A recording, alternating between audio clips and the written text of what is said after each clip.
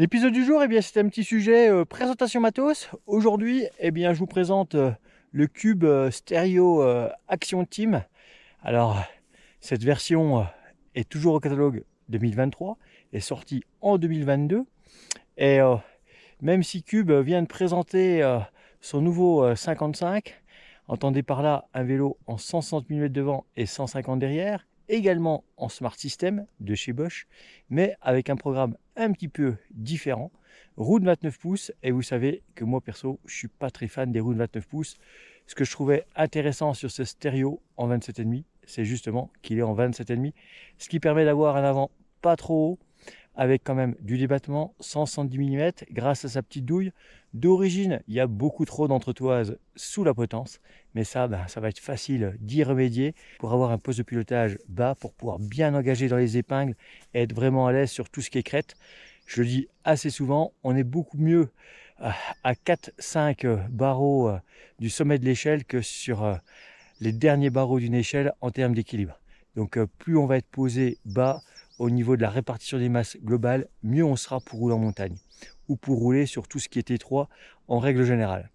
Bon, le choix du 27,5, c'est aussi par rapport à la dimension des roues, à l'empattement arrière, au dégagement autour du pneu, qui pour moi est un vrai plus pour pouvoir rouler toute saison.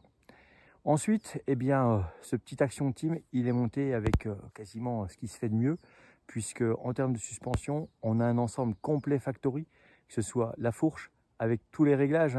Vu qu'on n'a pas de commande de blocage au guidon, du coup, on a les différents réglages de compression sur la fourche, et on a également bien sûr le réglage de détente en bas du fourreau droit, derrière son capot de protection. Et puis au niveau de l'amortisseur arrière, pareil, de multiples réglages. Compression, détente, mais également une commande pour limiter l'effet yo-yo au pédalage pour des montées longues, notamment sur le goudron. Et puis Tigecel Factory pour ne surtout pas faire tache au tableau. En termes de motorisation, j'en ai parlé tout à l'heure, le Smart System, donc la dernière motorisation de chez Bosch, avec une amplitude de réglage juste énorme. En plus, ce vélo, il est au choix. J'ai 8 programmations possibles. Donc après, il suffit d'en choisir 4. Et à travers ces 4, tirer un maximum de bénéfices de cette motorisation Bosch. Pour transmettre la puissance au sol, d'origine, c'est une paire de pneus Schwalbe que j'ai démonté là au profit de pneus clous compte tenu de la saison, avec une paire de roues maison de qualité correcte. On est sur de la roue alu, elles font le job, il n'y a pas de souci. Au niveau de la transmission, on est sur une transmission full XT avec la cassette en 1051, le dérailleur arrière qui va bien équipé de son Shadow Plus pour avoir l'antidéraillement intégré, et puis bien sûr le shifter XT. Et en plus, Cube n'a pas joué les économies puisqu'on a même la cassette XT facilement reconnaissable à ses deux pignons alu. Au niveau freinage, on reste avec du Shimano XT en 4 pistons, certainement les freins les plus puissants actuellement du marché, qui apportent également une bonne progressivité avec un toucher réglable à souhait. Et puis, s'il devait y avoir un petit bémol sur ce vélo, c'est peut-être la longueur des manivelles, 165 mm. Franchement, c'est carrément dommage de ne pas pouvoir transmettre plus de puissance par rapport à l'action du pilote. Donc ça, je vais vite y remédier en passant sur des manivelles plus longues pour avoir encore plus de puissance et plus de couple sur cette machine. Et puis après, je l'ai un petit peu tuné, forcément, avec une paire de protège-mains AVS Racing.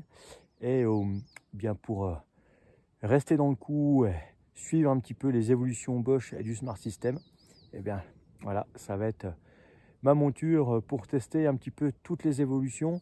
Gros plus également sur ce cube, c'est qu'il est livré d'origine avec le Kiox 300.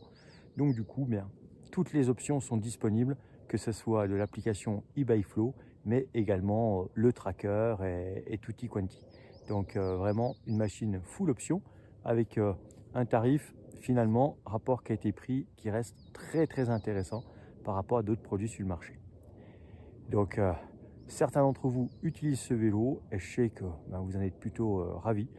C'est un vélo qui est très présent sur le marché français et je pense qu'il a encore pas mal de kilomètres à parcourir devant lui. Ça reste une valeur sûre aujourd'hui.